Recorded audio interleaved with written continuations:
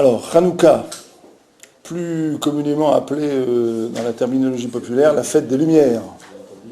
Et c'est fort juste d'ailleurs, pour une fois, la traduction ne sera pas une trahison, parce qu'en fait, effectivement, c'est exactement ça qu'il s'agit de célébrer à Hanouka, c'est la lumière. Mais de quelle lumière s'agit-il?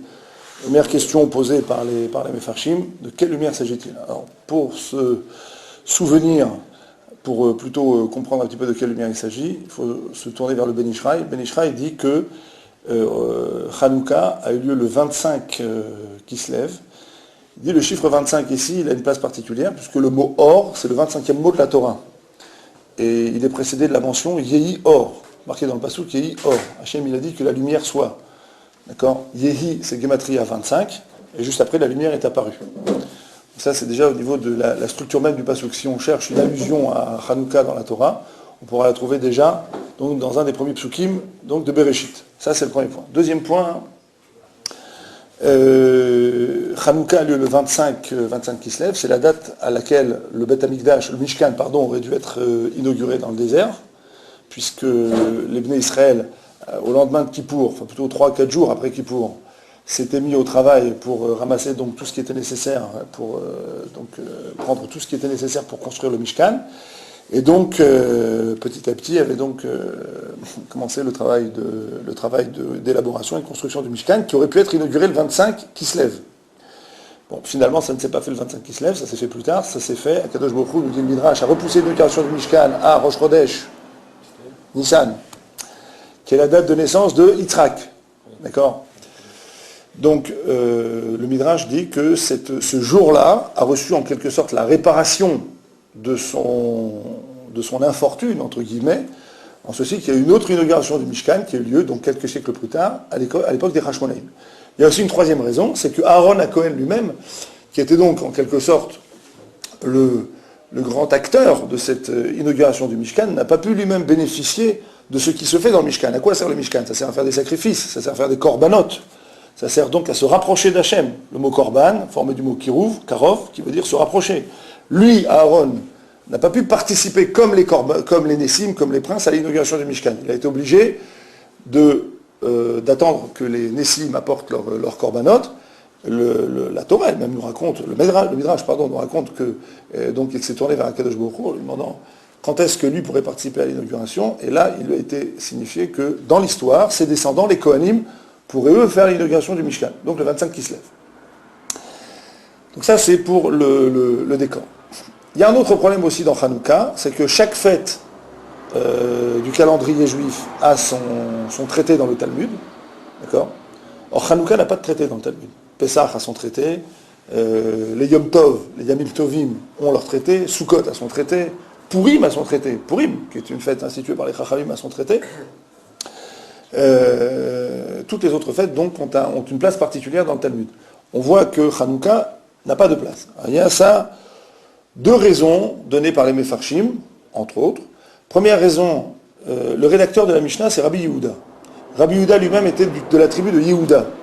Or, nous savons que Yaakov Avinu a donc donné des brachot à ses enfants, et a donc indiqué que la royauté ne bougerait jamais du Shevet Yehuda, de la tribu de Yehuda. Or, les Hashmonaïm, lorsqu'ils ont vaincu les Grecs, ont donc bien sûr restauré le service du temple, la Avodat HaMishkan, la Avodat HaBet HaMikdash, mais ils ont également pris la royauté, donc ils ont en quelque sorte, entre guillemets, usurpé cette place qui ne leur revenait pas. Et donc par conséquent, ils l'ont payé, comme le raconte Akbara dans Baba Batra, d'une extermination totale. Tous les descendants des Hashmonaïm ont été exterminés. Et Rabbi Yehuda, le rédacteur de la Mishnah, qui donc lui-même venu du Shevet Yehuda, a donc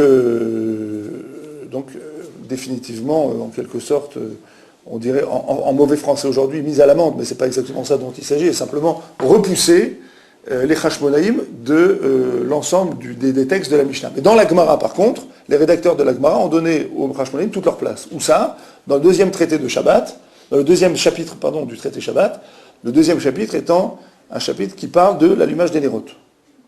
Et donc, par conséquent, les bougies de Hanouka ont parfaitement leur place dans cet édifice. Ça, c'est le premier point. Deuxième point. Troisième point, concernant maintenant Hanouka, la structure même du mot, Hanouka. Pourquoi a-t-on appelé cette fête Hanouka? Hanouka, Chinour, Ça vient du mot, ça exprime le mot en français inauguration. On inaugure. Très bien. Donc on a inauguré un Mishkan. Un Mishkan qui était devenu tamé, que les Grecs ont rendu tamé. Il a fallu maintenant l'inaugurer. Donc dans la structure du mot de la fête, on voit qu'il s'agit d'inaugurer quelque chose. Inaugurer le Mishkan, inaugurer une nouvelle manière de servir Hachem, ou plutôt restaurer, réinaugurer un nouveau rapport avec Hachem. Puisque pendant quelques dizaines d'années, le peuple juif s'était beaucoup rapproché de la culture grecque, avait donc intégré la culture grecque, et petit à petit, les élites de Ham Israël s'étaient petit à petit donc non seulement hellénisées, mais avaient en plus introduit de manière assez massive la Avodah Zara dans Ham Israël jusqu'à ce qu'on arrive au point qui a précédé donc la guerre de Hanouka, qui a duré quelques années, où là on voit que les Bnei Israël avaient tout perdu. C'est-à-dire qu'il restait quoi? Il restait 8000 Chashmonaïm. Et les Chashmonaïm ont réussi à lever 8000 soldats. Et Chashmonaïm, il y en avait quelques dizaines, mais des soldats, ils en ont trouvé quelques milliers. Il y avait plusieurs millions de juifs. Il faut quand même se représenter ce que ça signifie en termes de dégénérescence spirituelle. Un peuple qui, quelques années auparavant, était dirigé par Shimon HaTzadik, des millions de gens qui se rendaient au Beth Amikdash, des millions de gens qui étaient entièrement investis dans la Vodat Hashem, et quelques années plus tard, quelques années de contact avec la civilisation grecque, et il reste à la fin 8000 soldats pour combattre l'Empire grec. Donc Hanouka, c'est le point de départ d'une nouvelle Avodat Hashem, une nouvelle manière de servir Hashem. Ça, c'est donc la première chose qu'on peut dire au sujet du nom. Il y a aussi autre chose, c'est que les Bnei Israël, donc ont fait la guerre, se sont reposés le 25. Se reposer de quoi? Demandent les commentateurs. Chanou, le Kaf E. Ils se sont reposés le Kaf E. Ils se sont reposés le 25. Les commentateurs demandent de quoi ils se sont reposés, de quoi les Bnei Israël peuvent bien s'être reposés ce jour-là. Ça ne veut rien dire. Ils ont restauré le Mishkan, ils ont dû remettre en marche tous les corbanotes, ils ont dû reconstruire un nouveau Misbéach, un nouvel hôtel des sacrifices, puisqu'il était devenu complètement impur de par la présence des Grecs dans le Beth Amikdash, etc. Donc il n'y a pas eu de repos. Il y a eu un repos en ceci que leurs guerres se sont terminées victorieusement et qu'ils ont pu se livrer entièrement à la Avodat Hashem, ce qui est une forme de repos. Nous appelons Shabbat par exemple Yom Menucha. Et peut-être ici la place de rappeler que Shabbat est tout en vérité sauf un jour de repos. C'est vrai que c'est un jour où on fait 3 séoudotes royales, c'est vrai que c'est un jour où on fait la sieste, c'est vrai que c'est un jour où on passe une bonne nuit, une nuit un petit peu plus longue en règle générale que les nuits qu'on passe pendant la semaine, mais au fond, si quelqu'un se contentait de cela pour Shabbat, il n'aurait fait que la partie positive de Shabbat. Il n'aurait pas fait tout le reste, qui est que cette partie positive, ce repos, il sert pour se rapprocher d'Hachem.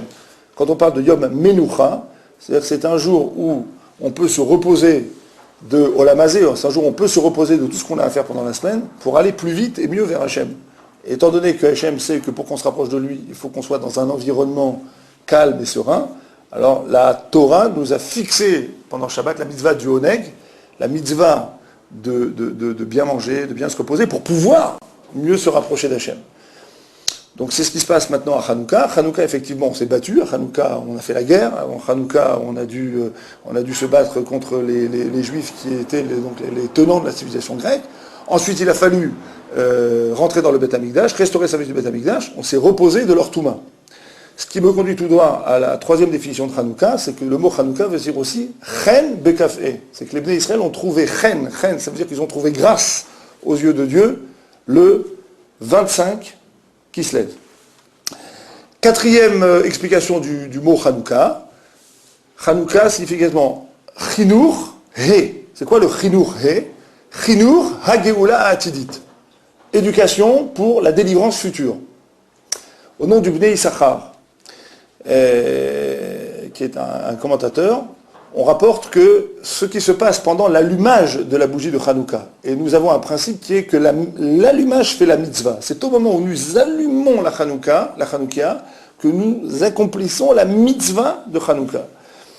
Il y a à ce moment-là la révélation d'une lumière particulière.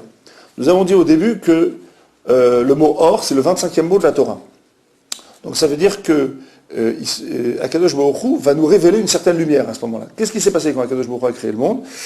Il a mis en réserve une lumière, qui s'appelle le Or Haganouz, qu'il a réservée pour les temps futurs, après le Mashiach. Qu'est-ce que c'est le Or Haganouz? Une lumière particulière, mais également un éclairage particulier, c'est-à-dire une possibilité spéciale qui nous est donnée de découvrir les secrets de la Torah, de découvrir les secrets du monde, les secrets de la Bria, de se rapprocher d'Hachem par le Limud Torah. Par conséquent, dit le Bnei Issachar, au moment où on allume, on a un éclairage particulier de ce Or HaGanuz. Il y a un nitzot, il y a une petite étincelle de ce Or HaGanuz qui se libère dans le monde. Que signifie ce nitzot? Ce nitzot signifie que, à ce moment-là, Kadosh Baruch Hu nous donne la possibilité, si nous le voulons, si nous prions pour ça, il faut prier pour ça, d'avoir un nouvel éclairage sur la Torah, d'avoir une nouvelle possibilité d'étudier la Torah et de comprendre les secrets de la Torah. Donc ça, c'est pour l'explication du mot Hanouka. Et le Chot Hanouka, connu du grand public, on doit allumer les nérotes, bien entendu. On allume, en principe, mitzvah milamoufra pour faire la mitzvah le mieux possible avec de l'huile d'olive. Donc on prend des petites fioles, on met un petit peu d'eau, un petit peu d'huile d'olive. D'accord ? L'huile d'olive, première pression à froid. C'est avec ce genre d'huile qu'on allumait la menorah dans le Beth Amikdash. Il s'agit donc de restaurer ce service-là. Donc à l'instar de ce qui se faisait dans le Beth Amikdash, on va allumer avec de l'huile d'olive.